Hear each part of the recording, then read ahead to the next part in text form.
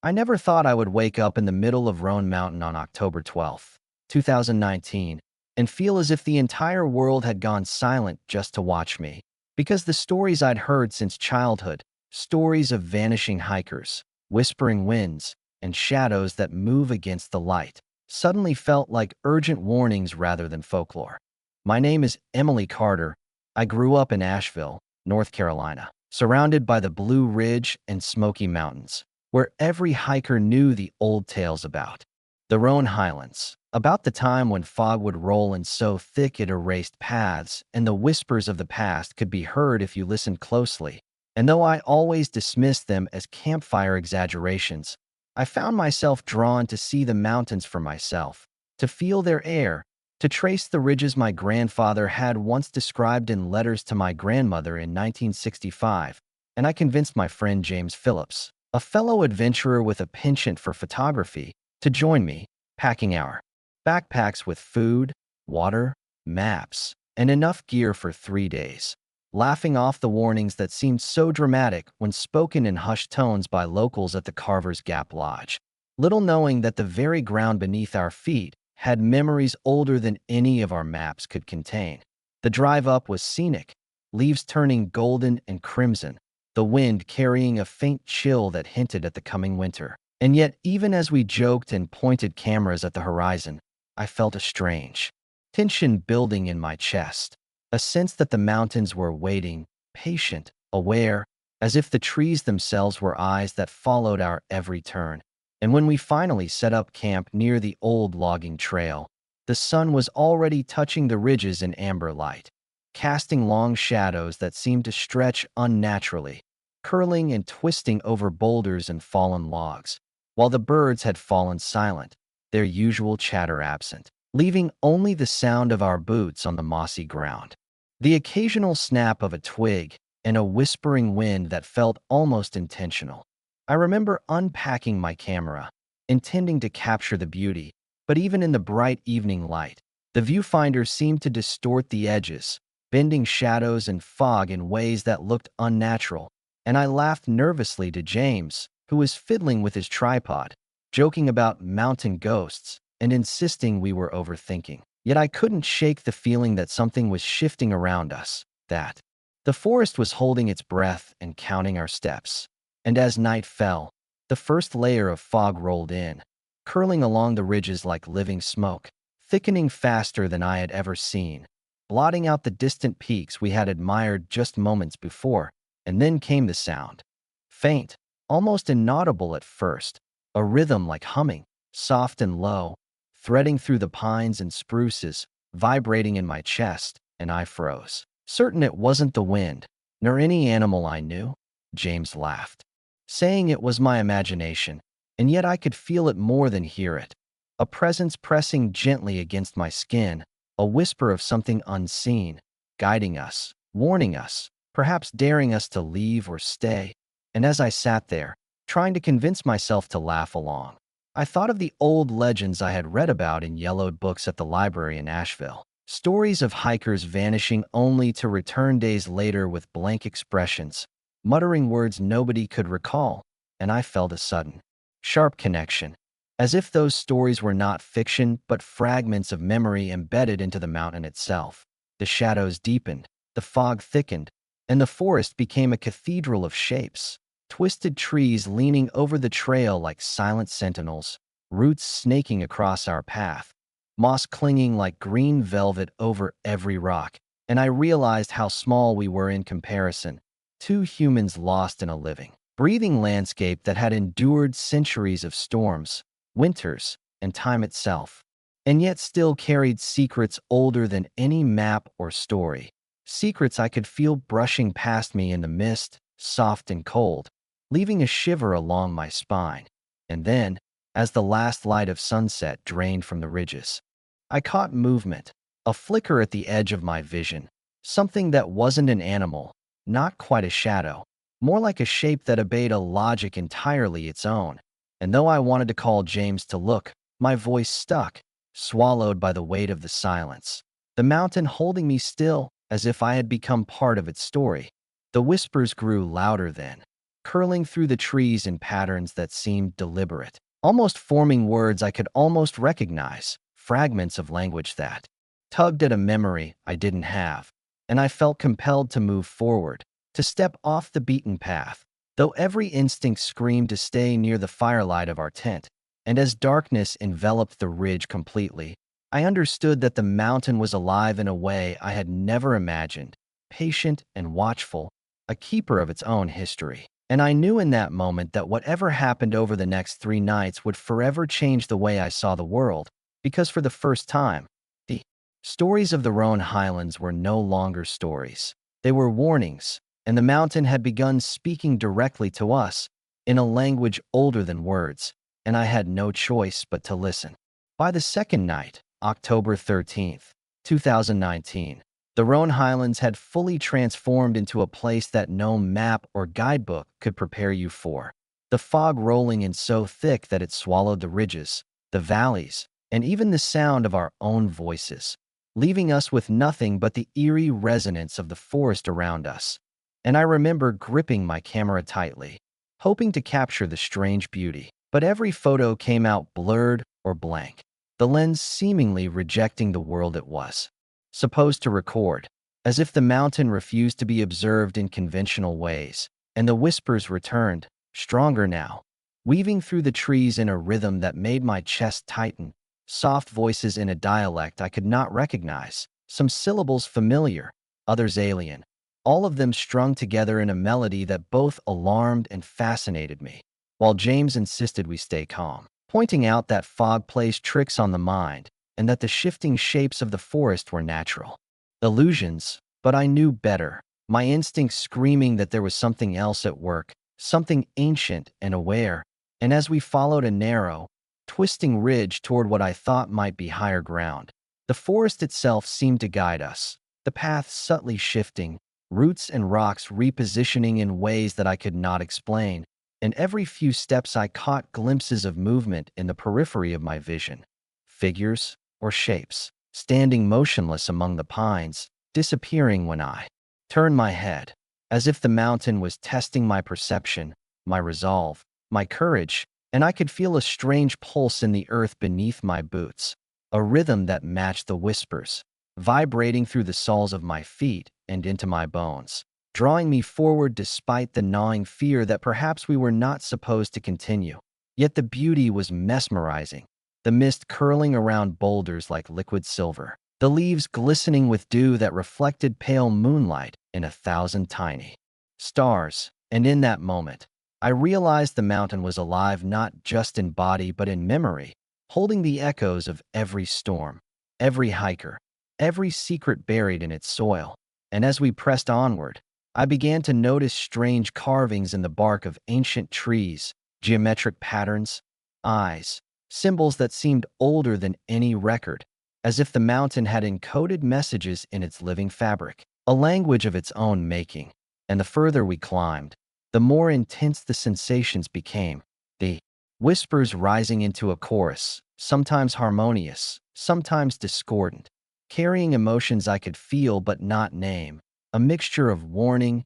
invitation, and mourning. And I began to lose track of time, minutes stretching into hours, the fog thickening to a level that made me question if we had crossed into another realm entirely, a place where the usual laws of nature no longer applied. And James was quiet now, focused, following the trail with a nervous precision, occasionally pointing out shadows that seemed to watch us from impossible angles, shapes that blended with the fog and then suddenly sprang into focus, reminding me of the old stories of hikers who vanished, only to return days later with empty expressions, their memories altered, their voices carrying fragments of the mountain's whispers. And I realized with a chill that we might be on the same path, that the ridge we were climbing was not just a trail but a test, a liminal space where the mountain measured our attention, our courage, our willingness to see what it wanted us to see. And as we neared a high clearing, faint lights appeared in the mist, flickering like lanterns held by unseen hands, moving along the slopes in patterns that defied logic, and I felt drawn to them, compelled to follow, even though every instinct screamed to retreat, to stay near the familiar glow of our campsite. Yet the pull was irresistible, and I noticed that the trees themselves seemed to bend subtly toward the ridge we walked, branches forming arches, creating a tunnel of shadows and silver mist, and the symbols carved in the bark glowed faintly in the low light, eyes staring from the trees, following us, observing. And I knew then that whatever we were witnessing, it was intentional, that the mountain was aware of our presence, and perhaps guiding us towards something it had never revealed before to outsiders. And the whispering chorus grew louder, more intricate, layering over itself like a complex piece of music, and I realized I could almost make out words, fragments of sentences about watching, waiting, secrets, echoes, memories embedded in the soil, warnings for those who came too boldly or ignored the history of the place. And I felt my skin prickle as the fog thickened, coiling around my legs and ankles like soft chains, binding me to the path, urging me onward, while James whispered my name, uncertain but compelled, as if he too felt the mountain's pull. And suddenly the air shifted, colder, heavier, the silence punctuated by the subtle sound of something moving in the underbrush, always just out of sight, shapes flickering in and out. And I realized we were being tested, measured, watched, and the mountain's history pressed in on us from all sides, centuries of storms, travelers, disappearances, and whispered warnings, all merging into a tangible presence, alive in the fog, alive in the trees, alive in the very soil beneath our feet. And as we climbed toward a ridge that seemed to float above the clouds themselves, I felt a profound mixture of fear, awe, and fascination, knowing that we were no longer mere visitors, that we had become part of something far older, far larger, something patient, intelligent, and aware, and that the events of the coming night would etch themselves permanently into our memories, linking us to the mountain in ways we could not yet understand. And the more I walked, the more I understood that the whispers, the fog, the shifting paths, the lights in the mist, were not accidents of nature but deliberate, a language older than words. And I knew that if we were to survive, we would have to listen closely, move carefully, and respect the rhythm and memory of the mountain itself. On October 14th, 2019, around 3:30 a.m., I woke to a sensation so chilling it was as if the night itself had pressed its icy fingers against my shoulder, though James was sound asleep beside me. And when I opened my eyes, the fog outside our tent had thickened into a near-solid wall, curling and swirling in patterns that seemed deliberate, almost alive. And then I heard it clearly, unmistakably, my name. Emily, stretched across the ridge in a low, resonant voice, echoing through the trees in a cadence that was neither human nor animal. And I froze, unable to move or speak, caught between terror and a strange compulsion to follow the sound. And then, abruptly, the singing returned, richer now, layered, complex, weaving over itself like a tapestry of sound, harmonies and dissonances blending together. And it pressed against my chest, making it hard to breathe, but also drawing me outward, toward the fog, toward the source I could not see. And though James stirred, he remained asleep. And I realized that the mountain had separated us, that its awareness extended beyond mere observation, reaching into our very bodies, altering perception, guiding behavior. And I knew that stepping outside would change everything. Yet some part of me could not resist, so I unzipped the tent and stepped into the chill, the fog curling around my legs like fingers, pressing, beckoning. And immediately, the forest opened into a small clearing bathed in pale, spectral moonlight, the fog swirling in concentric circles as if stirred by an invisible hand. And there, in the mist, I saw figures, countless shadowed forms standing silently, their presence undeniable, facing me, yet unblinking, unmoving. And I felt a profound recognition, as if the mountain itself had conjured its history, its memory, its guardians into shape. And I realized that every whispered story, every cautionary tale, every lost traveler I had read about or laughed at as a child had left an imprint, an echo, now manifest in this impossible, otherworldly scene, and as I stood frozen, my pulse hammering, James suddenly appeared at the edge of the clearing, eyes wide, expression pale, whispering. We weren't supposed to see it yet, and I understood immediately that we had crossed an invisible threshold, a boundary the mountain had set, and the singing, now a chorus of voices both foreign and familiar, rose in a crescendo, carrying meanings I could feel but could not fully comprehend. Emotions older than any living memory, warning, grief, patience, curiosity, and I began to sense the time around me stretch, minutes bleeding into hours, the fog thickening, thinning, swirling in patterns that suggested motion beyond linear perception, and through it, I glimpsed flashes of events, scenes layered atop each other, travelers walking ridges centuries ago, storms raging, campfires burning, whispers exchanged, vanishings and returns, a whole chronology embedded in the air, alive, watching, recording, remembering, and as the realization struck,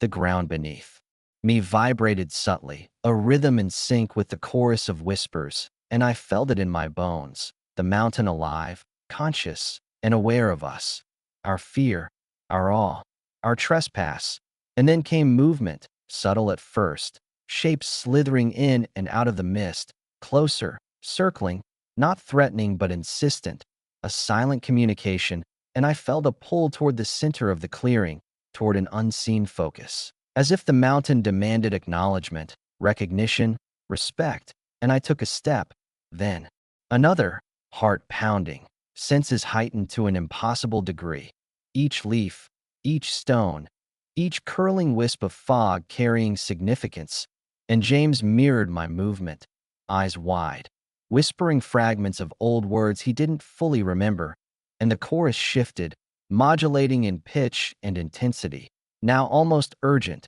almost instructive, as if guiding us toward understanding, toward comprehension of a story older than the land itself. And I became aware of a pattern in the fog, a spiral, almost, like a vortex, pulsing rhythmically with the whispers, drawing me inward, and for a moment, I feared that stepping into it would erase everything I knew, consume me entirely. Yet the pull was irresistible, magnetic, and I felt my mind expand and stretch, my perception shifting, as if I could sense layers of time and memory stacked atop each other, lives and events intertwined in the mountain's consciousness. And I realized that we were witnessing not a simple haunting or illusion, but the active memory of the land itself, alive, aware, patient, and infinite. And then, as the first light of dawn barely touched the horizon, the chorus suddenly ceased, replaced by profound silence, the figures dissolving into the mist, leaving only the fog, the trees, and the heavy, almost tangible memory of what had transpired. And James and I stood frozen, breath visible in the cold air, aware that we had crossed a threshold that few, if any, humans ever did, touched a consciousness older than any institution or record, and I felt a deep, abiding respect, a sense of connection that was frightening and beautiful, knowing that the mountain had shared a fragment of its essence with us, leaving us forever marked, forever changed, aware that the events of that night would remain embedded in us as surely as the mountain's memory remained embedded in its stones. And as we slowly retraced our steps toward the faint glow of our campsite, the fog thinning, the forest returning to its usual nocturnal rhythm, I understood that we had been part of something alive, something patient, ancient, and endlessly observant. And though the mountain appeared serene once more, the echoes of that night lingered, whispering, still in the rhythm of the wind, the pulse of the earth, and the spaces between shadows. By October 15th, 2019, the fog had lifted entirely, leaving the Roan Highlands bathed in pale morning light that made the dew on the leaves sparkle like scattered diamonds. Yet the serenity was deceptive, a fragile veneer over the memory of the previous night, and as James and I began our descent toward Carver's Gap, the mountains seemed impossibly quiet, each footstep absorbed by the mossy ground, the forest holding its breath as if the events we had witnessed had altered not only us but the landscape itself. and I kept noticing details I had missed before. The way the shadows clung to the roots of trees, the faint symbols etched in bark that glowed faintly even in daylight, eyes that seemed to blink in the corner of my vision, and a subtle vibration in the ground, barely perceptible, like the heartbeat of the mountain itself, reminding me that we had been part of something much larger than ourselves, something patient and eternal, a consciousness older than any human memory. And when we reached the parking area, the usual tourists and hikers were arriving, oblivious to the invisible threshold we had crossed, and I realized with a mixture of relief and melancholy that the mountain had returned to its ordinary appearance for everyone else, concealing the extraordinary experience from all but those it chose to touch. And as we drove back toward Asheville, the roads winding through the foothills, I kept replaying the images in my mind, the spiraling fog, the shadowed figures, the chorus of whispers, the patterns in the trees, and I understood that the mountain's memory, its consciousness, had imprinted itself on us, leaving behind not just fear or awe but a sense of humility, respect, and deep, unsettling wonder. And when I reviewed the photographs I had taken, every image was distorted beyond recognition, light bending into impossible shapes, mist forming patterns that resembled eyes or faces, yet none of it could fully capture what we had experienced. And I realized that the mountain did not want to be documented. It wanted to be felt, understood, and remembered in the mind and body, not on film. And I remembered the stories from my childhood, the legends the locals whispered about hikers who returned changed, and I understood now that they were not myths but fragments of truth, warnings coded into the land itself. And I felt a strange gratitude that we had been permitted to witness even a fraction of its memory, to touch something ancient and patient, aware of us in ways we could barely comprehend. And in the following days, I noticed subtle changes in myself, dreams that seemed to echo the fog and whispers, moments of sudden clarity where I understood patterns in nature that had previously eluded me, a persistent sense that the mountain's presence lingered even when I was hundreds of miles away. And James reported similar experiences, a feeling of being watched, guided, haunted not by fear but by the weight of memory itself. And though we returned to our normal lives, the Roan Highlands had become a permanent part of our consciousness, a reminder that the world contains layers unseen, histories encoded in soil and stone, and that nature itself can be aware, patient, and infinite, holding secrets it chooses to reveal only to those who approach with respect and attentiveness. And I often think back to the fog, the singing, the figures, the spiral in the clearing, and I realize that every hiker, every traveler who passes through the mountains carries a fragment of its memory, whether they notice it or not, and that the stories of the Roan Highlands, the whispered legends, the disappearances, the strange phenomena, are not warnings to scare the curious, but invitations to witness, to listen, to understand. And as I look at the distant ridges on clear autumn days, I feel the quiet pulse of the mountain, patient, eternal, waiting, and I know that some experiences, once encountered, never truly leave you, lingering in the edges of perception, in the rhythm of the wind through the trees, in the spaces between shadows, in the memory of the earth itself. And I understand, now that the mountain had shared its story with us, not through words, but through presence, through sensation, through the timeless rhythm of its consciousness, leaving us forever altered, forever connected to something vast, ancient, and alive beyond imagination. And I carry that knowledge with me always, a reminder that some legends are real, some mysteries endure, and some places, like Roan Mountain, remember everyone who walks their paths.